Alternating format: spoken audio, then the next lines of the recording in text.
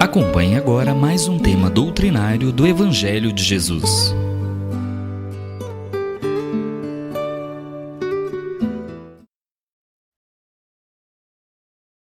Hoje estamos estudando a fé religiosa, condição da fé inabalável.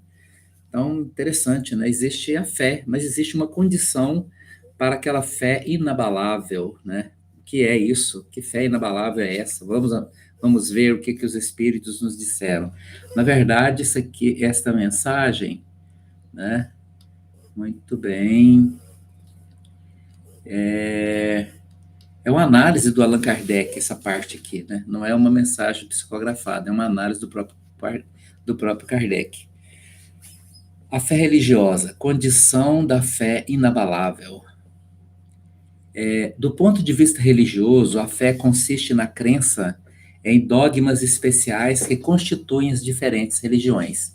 Todas elas têm seus artigos de fé. Sob esse aspecto, pode a fé ser raciocinada ou cega. Nada examinando, a fé cega aceita sem verificação, assim o verdadeiro como o falso, e a cada passo se choca com a evidência e a razão. Levada ao excesso, produz o fanatismo. Em assentando no erro, cedo ou tarde desmorona. Somente a fé que se baseia na verdade garante o futuro, porque nada tem a temer do progresso das luzes. Tanto é que o que é verdadeiro na obscuridade também o é à luz meridiana. Cada religião pretende ter a posse exclusiva da verdade. Preconizar alguém a fé cega sobre o ponto da crença é confessar-se impotente para demonstrar que está com a razão. Muito bem. A questão da fé é muito interessante, porque existe uma fé falsa e uma fé verdadeira, né? Eu parto do ponto de vista de quando nós oramos o Pai Nosso, né? Aqui demonstra bem uma fé verdadeira. Quando Jesus afirma, seja feita a vossa vontade, assim na terra como no céu, né? É interessante isso, porque esta parte do Pai Nosso, Jesus entrega na mão de Deus a decisão final. O que é isso do ponto de vista do conhecimento espírita? Significa que, diante da sua vida, você tem muitas expectativas, muitas esperanças, você quer que alguma coisa aconteça do jeito que você deseja. Mas muitas coisas que nós não lembramos agora, nessa atual existência, fazem parte de programas que nós mesmos participamos em vidas passadas, ou mesmo antes da nossa encarnação. É muito comum, porque nós mudamos muito, radicalmente, o ponto de vista quando nós estamos no plano espiritual e quando nós estamos aqui neste mundo físico. Porque sendo este mundo o mundo das aparências, aquele mundo onde nós chegamos aqui, mas somos submetidos, somos hipnotizados pelo chamamento consumista, pela ideia do ter, pelo princípio do ter acima do ser, nós podemos ser facilmente enganados por este mundo. Este mundo pode facilmente, digamos assim, nos hipnotizar. E nós perdemos o foco. Quando nós chegamos no plano espiritual, é tudo diferente, porque lá é o mundo do ser. Lá não vale o ter, vale o ser, aquilo que você se tornou. A riqueza, os bens que mais valiosos no plano espiritual são os bens espirituais, aquilo que nós conquistamos pela nossa capacidade de nos tornar melhores a cada dia. E então, neste mundo aqui, nós somos facilmente submetidos a ele. E aí, quando na trajetória de nossa vida, quando nós estamos lá no plano espiritual, muitas vezes fazendo parte, planejando a nossa vida, na nossa encarnação, planejando como será a nossa vida aqui, nós vamos evidenciar a necessidade de conquistarmos os valores mais importantes, que é o valor nós vamos planejar uma vida que nos leva a conquistar valores eternos. O que são valores eternos? São as virtudes, são as bem-aventuranças. Hoje à noite estaremos estudando estes valores eternos, né? Porque no estudo que fazemos à noite de essência da espiritualidade, é exatamente isso. nós estudamos ali, neste estudo, toda sexta-feira à noite, os conceitos que nos levam ao enriquecimento espiritual. Não tem. As duas coisas podem caminhar juntas. Tanto o enriquecimento espiritual quanto o enriquecimento material podem caminhar juntos. O que é prejudicial à economia do espírito é quando ele para de evidenciar a necessidade de conquistar valores espirituais e passa somente a conquistar, ou seja, buscar valores materiais. Nisto ele se perde completamente do seu foco, porque quando chega o final da vida, desta vida aqui, digo, né, o corpo morre, tudo aquilo que ele conquistou de valores materiais fica, e tudo aquilo que ele conquistou ou não conquistou em valores espirituais, ele leva consigo. Né? Se for pobre espiritualmente e rico materialmente, ele chega no plano espiritual na pobreza. Então, antes de reencarnar, nós planejamos muitas vezes vidas difíceis, queremos, porque lá sabemos que isso é que nos enriquece, né? Mas quando chega aqui, nós então, dependendo da fé, esse tipo de fé, existem religiões que pregam uma fé assim irracional, né? Que as coisas irão acontecer porque temos ali Deus como escudo, né? Existe ali um envolvimento espiritual que nos protege de qualquer mal, de qualquer doença, de qualquer enfermidade, desde que nós cumpramos, né? Haja o cumprimento, por exemplo, de coisas que são materiais, são dízimos, são rituais, né, que nos protegeria. Então, nossa fé se baseia nessa falsa premissa de que podemos ser protegidos de tudo, sendo que o nosso próprio plano, muitas vezes, veio com dificuldades. Nós vamos passar por dificuldades, às vezes vamos passar por dificuldades financeiras, vamos passar por problemas de natureza, teremos enfermidades na nossa vida, teremos diversas situações que vão dificultar o caminho do ponto de vista material, para que nós tenhamos a sabedoria para poder facilitar o caminho das conquistas espirituais. E quando acontece dessa situação de a pessoa que tem uma falsa fé, ele, quando caminha para essa parte de encontrar as dificuldades, ele não raciocina, ele não tem elementos para raciocinar para poder conquistar esses valores espirituais. Ele acaba se perdendo no sentido de que ele se revolta. Eu já vi muitas vezes a pessoa dizer assim, eu não tenho mais fé em Deus, eu perdi minha fé, porque tem muito problema na minha vida, porque eu rezo tanto e aconteceu de, por exemplo, morrer meu parente, eu oro tanto e aconteceu, por exemplo, de eu perder o emprego, eu rezo tanto e, no entanto, eu tive prejuízo nisso ou naquilo, porque parece que a minha fé não vale. Então, a pessoa tem uma falsa fé, essa fé não é verdadeira. A verdadeira fé é aquela que encara todo, que permite de que coisas poderão acontecer na nossa vida. E estas coisas terão como base valores que nós não lembramos neste momento, mas cujo plano nós participamos em outras vidas, nós participamos do plano, mas para que a nossa vida fosse assim. Mas, no entanto, quando isso acontece, nós perdemos a fé, porque essa fé era falsa, ela não era verdadeira. E é interessante que existe um conceito de fé verdadeira, né? Assim, que eu acredito muito nisso. É uma fé estoica verdadeira, né? Que é aquela que diz assim: você espere sempre o melhor, sempre espere o melhor, né? Viva na esperança de que tudo vai dar certo conforme você quer atualmente. Isto é uma esperança. Você espere sempre o melhor, mas se prepare sempre para o pior, sabe? Porque aí você não será pego de surpresa. E do jeito que vier, se vier o melhor, conforme você espera, ótimo.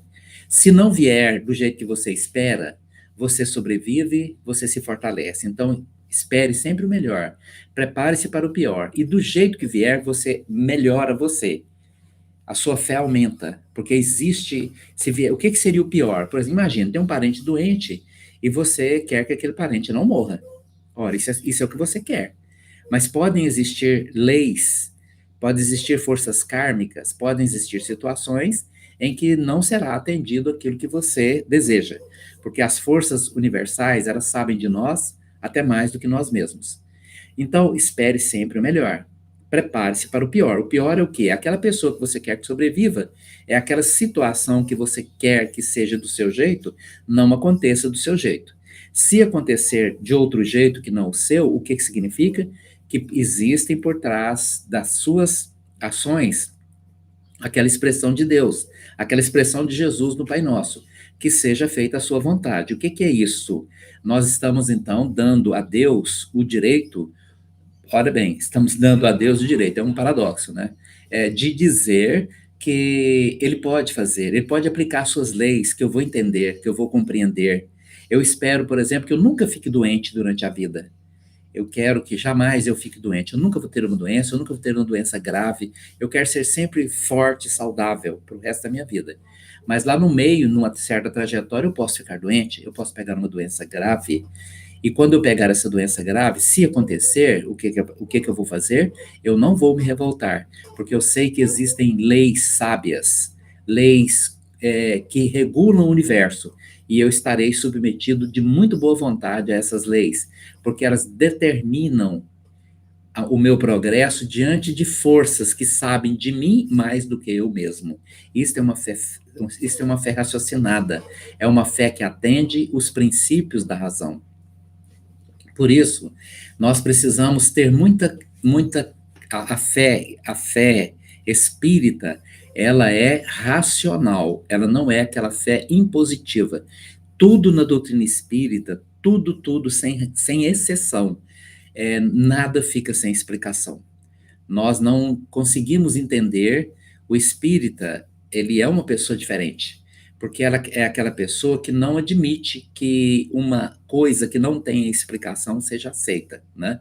Existem situações que você vê sendo pregada nas outras religiões que são completamente inaceitáveis do ponto de vista espiritual. Por exemplo, a questão do dízimo. Imagine se nós espíritas, ou se algum centro espírita, começar a cobrar dízimo. É lógico que você precisa contribuir com a casa espírita que você frequenta, né?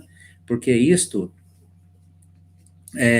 lá tem despesa, lá precisa reformar, lá tem que pagar a luz, a água, né? Às vezes algum funcionário de limpeza, alguma coisa assim, né? Às vezes precisa ter uma reserva para poder reformar de vez em quando, arrumar alguma coisa, né? Mas não jamais que algum centro espírita ajunte dinheiro para pagar aquilo que eles receberam de graça. Por isso, na doutrina espírita, o presidente de centro espírita não recebe um centavo, né? Não tira dinheiro para si, ele não é pago para fazer o que ele tem que fazer, os médiuns não são pagos, não existe um rateio de lucro para poder pagar a cada um, isso não existe na doutrina espírita.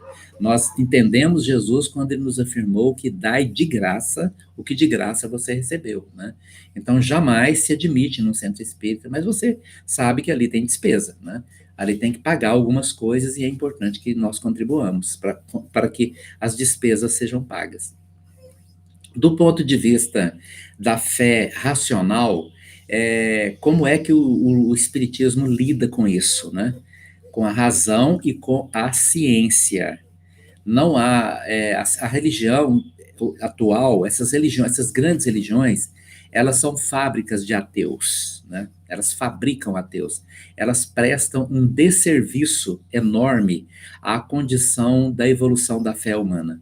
Porque tem coisas que são inaceitáveis do ponto de vista racional, né? É absurdo o que se faz, né? Tem uma reportagem muito interessante da History Channel no YouTube atualmente, né? Chama-se A Igreja Oculta, né? A Igreja Oculta. É uma reportagem sobre igreja, né? A Igreja Católica. Se você quiser ver, você vai no YouTube aí, digita A Igreja Oculta, né? Que é no History Channel. E você vai se deparar com uma situação que aquilo ali é o que milhões de pessoas seguem, mas é uma indústria de ateus, porque ofende completamente a razão, a racionalidade das pessoas. E o que acontece? Se nós não estivermos atrelados à ciência, eu estou falando de ciência, é o seguinte: o Espiritismo não inventou uma ciência. quando nós falamos do triângulo, né, perfeito, o triângulo equilátero, que une o conhecimento espírita, que é ciência, filosofia e religião, o espiritismo, ele é baseado em ciência, filosofia e religião. E quando nós falamos nesse triângulo perfeito, onde tudo tem o mesmo peso, tudo tem o mesmo tamanho, tanto a ciência quanto a filosofia, quanto a religião, a ciência que nos referimos é o estudo da ciência humana. É biologia, química, física, né? São essas ciências e todos os seus derivantes, que indicam o entendimento da obra de Deus, a criação, né? E a obra de Deus, ela é expressa na natureza. Então você cria uma perspectiva de fé, onde ao mesmo tempo nós somos criacionistas, porque entendemos que Deus, a inteligência suprema, a causa primária de todas as coisas, Deus, a inteligência suprema, a causa primária de todas as coisas, ele criou tudo, né? Não existe a possibilidade de que haja um efeito sem causa. Então, a causa primária de todas as coisas é algo, alguma coisa, ou uma força divina, alguma coisa que nós chamamos Deus, né? Pode ter qualquer nome, não importa. Deus não se importa de ser chamado de Deus, ou de ser chamado de Alá, ou de Jeová, ou de qualquer nome. Só a Bíblia tem 70 nomes de Deus, né, na Bíblia, né?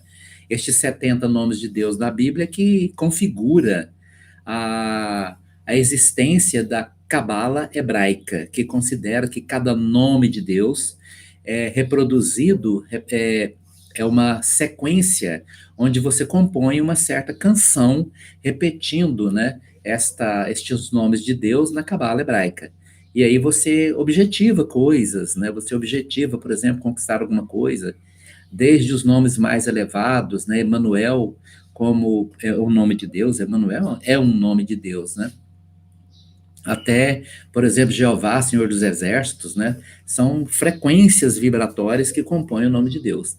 Então, quando você estrutura a sua fé diante da religião, mas esta religião ligada à ciência, você considera que nenhum livro escrito por qualquer homem, nem a Bíblia, nem o Mahabharata hindu, que é o primeiro livro religioso que se tem notícia, né? Ele foi escrito há 11 mil anos, né? Nem os escritos que foram os mais importantes escritos religiosos ao longo do mundo, onde todos eles acreditam que só eles têm a posse da verdade, nenhum deles é suficiente para poder entender Deus. A ciência nos leva a entender Deus, então nós somos criacionistas, porque nós entendemos que há uma causa primária, e essa causa primária, no momento, damos o nome de Deus. Pode ser que no futuro mudemos o nome, né? Porque haverá talvez um nome melhor para poder qualificar, porque nenhum nome é suficiente para nomear o que é o significado de Deus. Então pode ser que no futuro encontremos um outro nome, né, mais importante do que esse, mais capaz diante de nossa pobreza de linguagem, de poder expressar tudo que Deus é e representa. Então, nesse momento, nós estamos chamando de Deus, mas sabemos que ele é a inteligência suprema, a causa primária de todas as coisas. E a única forma que racionalmente temos de entender Deus através de uma fé racional, por isso Kardec colocou nos fundamentos do Espiritismo: conhece-se o verdadeiro espírita pela sua capacidade de entender a razão em todas as épocas da humanidade. Então, aqui nesse espaço, não tem lugar para a fé cega, né? Não tem lugar para a fé cega. Não existe lugar para fé cega. Por exemplo, se alguém um dia dentro do espiritismo afirmar: só nós espíritas, né, vamos para o mundo espiritual superior, só nós vamos para o céu, só nós somos salvos, e quem não conhecer o espiritismo não será salvo. Se um dia nós afirmarmos isso, logicamente nós vamos rejeitar esta proposição, porque nós compreendemos que Deus é pai de toda a humanidade. e não apenas de um grupo da humanidade ou aqueles que pertencem ao nosso time, né? Aqueles que são contrários ao nosso time, mas ao mesmo tempo são pessoas que desenvolveram os princípios de comportamento baseados nas bem-aventuranças e não, mas não comungam com as nossas ideias, logicamente que essas pessoas, por vibração eletromagnética, por situação de alta vibração, eles vão atingir as moradas celestes mais elevadas. Depois eles mudam a conceituação, a forma de entender, mas o que é importante é que nós tenhamos a razão, que nos leva a crer, ou seja, a certeza absoluta, a razão científica, de que somos filhos, né, de um mesmo pai. Somos todos irmãos. A humanidade surgiu em algum momento, talvez não se sabe ainda se em várias partes do mundo ou apenas ali na África, né, conforme indica atualmente a ciência, de que um ser primordial ali evoluiu dos macacos, né, depois ficou nos últimos 7 milhões de anos, né, como humanoide, ficou durante 7 milhões de anos como humanoide, evoluindo rapidamente pela Terra. Depois surgiu as primeiras formas humanas, o Homo de Neandertal, o Homo sapiens, né, que somos nós. Várias humanidades anteriores existiram. E aí nós entendemos que a ciência nos explica como surgiu a vida, e não uma fantasia, né, uma alegoria de que Deus criou lá, né, o paraíso e Adão e Eva ali dentro, né, e depois Adão e Eva convenceu a Adão a pecar, né, e aí já é uma estrutura machista, porque a mulher corrompeu o homem, né? Tudo isso são estruturas machistas de homens machistas que escreveram o Velho Testamento, né? E aqui também nós derrubamos a questão de machismo e feminista, né? Feminismo. Quanto mais machista o homem, maior chance de nascer mulher na próxima vida. Quanto mais feminista a mulher, mais chance terá de nascer homem na próxima vida, né?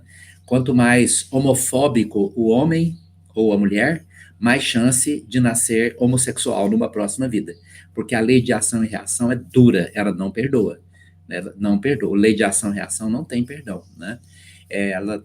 Se você jogou uma bola na parede, ela vai voltar para você. Você não tenha dúvida disso, né? Se você cometeu um erro, você vai ter que consertar em algum momento da vida. Isso não tem como evitar, né? Por isso, dentro da fé religiosa, há uma condição da fé inabalável. Não importa o que aconteça comigo, eu não perco a minha fé. Não importa. Nesta vida, você tem uma condição confortável, uma vida boa, uma condição confortável. Se numa próxima vida você for colocado numa situação bem mais complicada, a fé também não pode diminuir. Pelo contrário, tem que cair.